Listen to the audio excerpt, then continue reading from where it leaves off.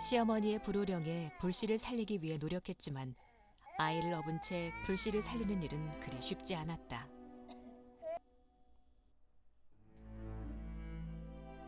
복댕아, 좀만 기다리라.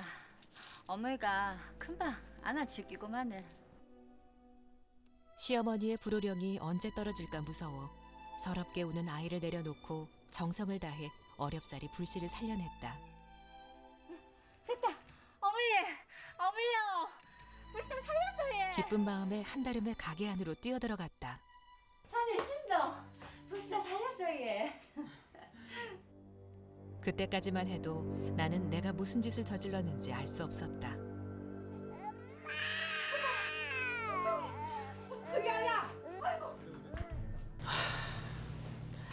눈물 날 만큼 참 슬픈 일이었다 싶으지.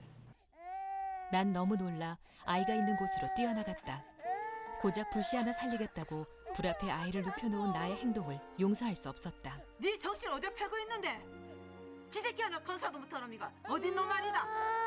이리 죽어라 엄마. 나는 그저 시어머니가 한없이 야속하기만 했다. 그때는 철이 없어서 그랬는지 지금 생각하니까 참 가슴 아프고 눈물 날 일인데, 그때는 아기가 우는 소리가 나서 그냥 부엌으로 뛰어나갔는데 아기가 불 때던 아궁이에 들어가가지고 온 얼굴에 그 나무된 재를 뭉치가지고 먹고 이래 있어서 그거 그냥 닦고 다시 엎고 다시 앞으로 또 나와가지고 식당 일 했지.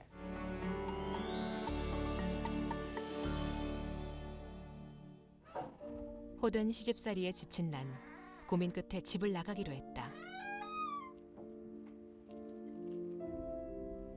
시집간 여자는 그 집의 귀신이 되어야 한다고 시집 오기 전 부모님에게 귀에 못이 박히도록 들었던 이야기. 그 이야기가 머릿속에 계속 맴돌았다. 몸과 마음이 지칠 대로 지친 난 시댁으로 돌아갈 마음이 없었다. 너무 힘드니까 여기서 어떻게 도망을 가면 좀 덜 힘들란가. 당장 밥 한 끼 사 먹을 돈이 없어 일자리를 구하러 다녀도 보았지만 혹시 일손 안 필요하십니까? 저희는 한 명만 필요하지 두 명은 필요 없습니다. 죄송합니다. 딴 데 알아보이소. 뜨면 안 되겠는데 얘. 다른 집 알아보이소. 미안합니다. 시댁을 나올 당시만 해도 어떻게든 살아갈 수 있을 거라고 생각했지만 그것은 나의 착각이었다. 미안하대. 엄마가 미안해. 현실은 시집살이보다도 더 막막하고 힘들었다. 진짜 지금처럼 남의 집 식당에서 일을 한다거나 어떤 일할 때도 많이 없었어요. 또 아기 데리고 가면 또 일도 안 시키고, 그 시절에는 아기가 있으면 방도 세를 안 줬어요. 그 시절에는. 막상 시댁에서 도망을 나왔지만 어떻게 살아가야 할지 나의 한숨만 커져갔다. 한편 한수는 세계적인 복싱 선수를 꿈꿨지만 힘들게 곰탕 장사를 하는 어머니를 돕기 위해 꿈을 접게 되고, 지금 뭐 하는겨? 다치면 어쩌려고? 밤낮 없이 성실하게 일하고 정성을 다해 곰탕을 끓이다 보니 어느새 소문이 나 많은 손님들이 가게로 찾아왔고, 나도 모르는 새 나주의 대표 곰탕 맛집이 되어 있었다. 장사가 워낙 잘돼서 곰탕이 아니라 오가리, 돌 깍깍도 하나 채워가지고 돈을 시원히 하고 그 돈을 신이라고 잘 쓴 적도 있다. 어머니 오늘 겁내 고생했단게요. 하자 받으세요. 하루 종일 손님을 치르고 저녁이 되면 어머니와 함께 술 한 잔으로 피로를 풀곤 했던 어느 날, 시원하지라. 우리 가족의 생계가 걸려있는 이곳에 청천벽력 같은 소식을 전하러 온 이가 있었다. 안녕하세요. 군에서 나왔습니다. 이곳은 국유지라서 계속 장사를 할 수 없습니다. 예? 소리 좀 보시죠. 시장터 빈자리에 가마솥 하나 걸고 시작했던 곰탕 장사.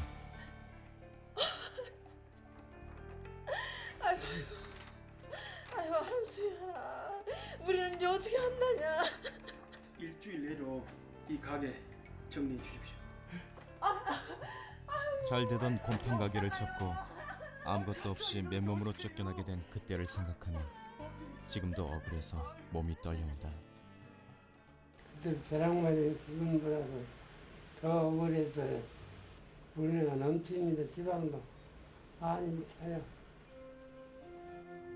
힘든 시절 먹고 살기 위해 시작했던 곰탕집. 어머니와의 추억이 가득한 그곳은 주차장으로 변해버려 이젠 찾아볼 수 없게 되어버렸다. 옛날에는 이 앞에가 이제 남편집 있고 그 옆에가 이발소, 그다음에 이제 그 세 번째가 이제 류문식당이라고 할머님하고 아버님이 이제 장사를 처음부터 하셨던 데죠. 그러니까 나도 어렸을 때는 저기 그 집에서 그 가게에서 자랐으니까. 막상 가게를 닫고 나니 앞으로 어떻게 살아가야 할지 눈앞이 캄캄하기만 했다. 한수야, 이제 네가 우리 대를 이어야 될 텐데. 알았단 게 없니? 나가 반드시 성공하려는 게요.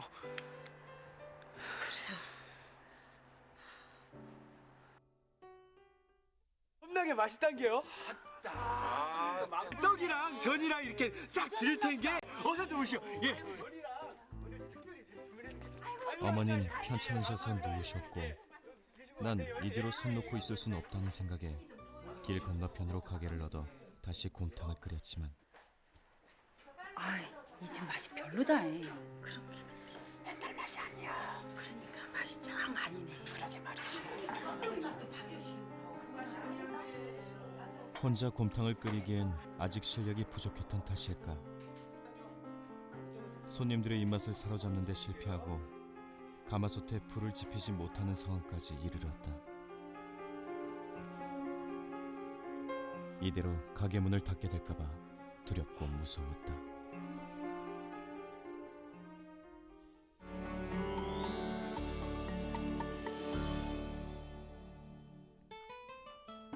곰탕집에 시집 온 후 호된 시집살이와 힘든 가게 일에 지친 순덕. 결혼 후 낳은 첫 아이를 잃을 뻔한 상황까지 겪으며 결국 시댁에서 도망 나오지만 막막한 현실 앞에 다시 무너지게 되는데 참 이래저래 힘들어가 다시 집으로 돌아가려 그러니까 시어머니가 참 무섭고 겁나는 기라야. 멀리 곰탕집이 보이지만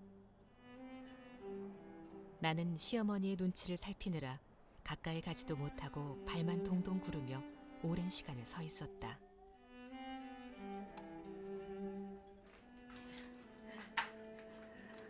맛있게 드셔. 곰탕이 아주 찌개네. 부족한 거 없는겨? 아유, 맛있네요.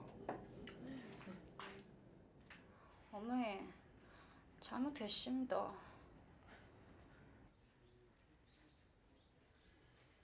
얘 안 끄라.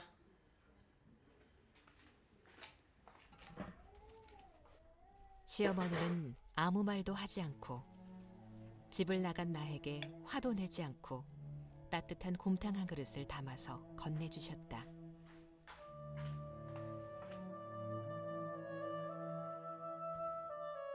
아파트가 먹고 뭐 하나?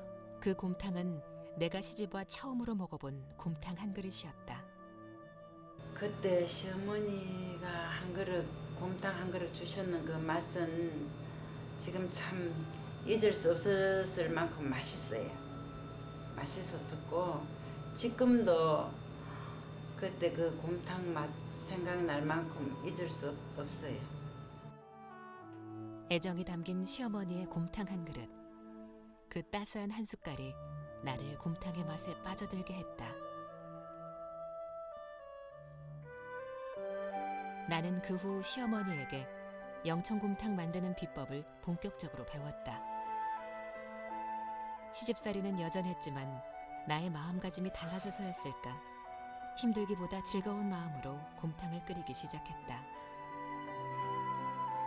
곰탕의 국물을 내기 위해 고기와 뼈가 잘 우러나도록 푹 삶고 탕에 간을 맞추는 과정까지 이젠 곰탕과 뗄 수 없는 나의 새로운 인생이 시작된 것이다.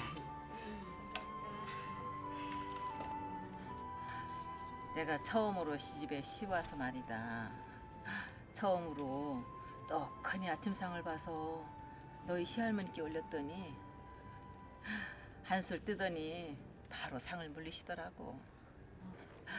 그러더니 이 곰탕을 끓여주시는데 이런 맛은 내가 처음인기라. 그러니 이제는 네가 네 남편, 네 새끼를 먹여 살리지 않겠나 하시대. 어머니도 그래 배우셨어요? 예? 봐라, 불도 언젠간 꺼지기 마련이지. 내 가족 먹일 생각하면 그래도 지키는 게 우리 아낙네들이다.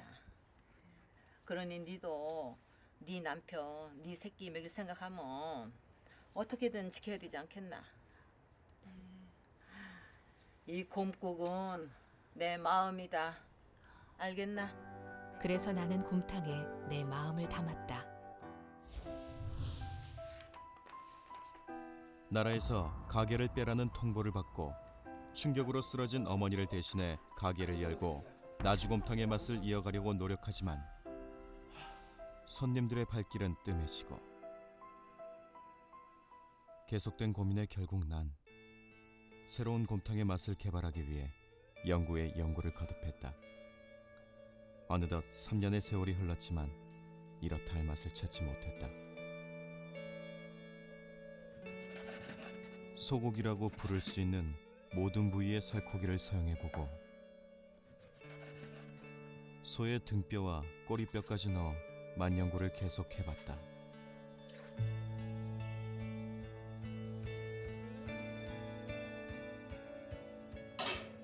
이 맛이 아니야.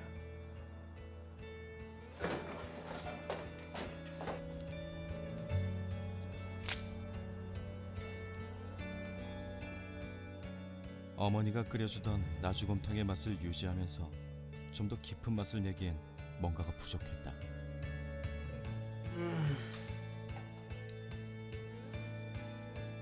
고심 끝에 소뼈를 이용한 마지막 만연구에 들어가고 사골뼈를 얇게 저며 가마솥 밑에 깔고 그 위에 고기를 차곡차곡 쌓아 맑은 국물은 유지하며 좀 더 깊은 감칠맛이 나도록 연구를 한 결과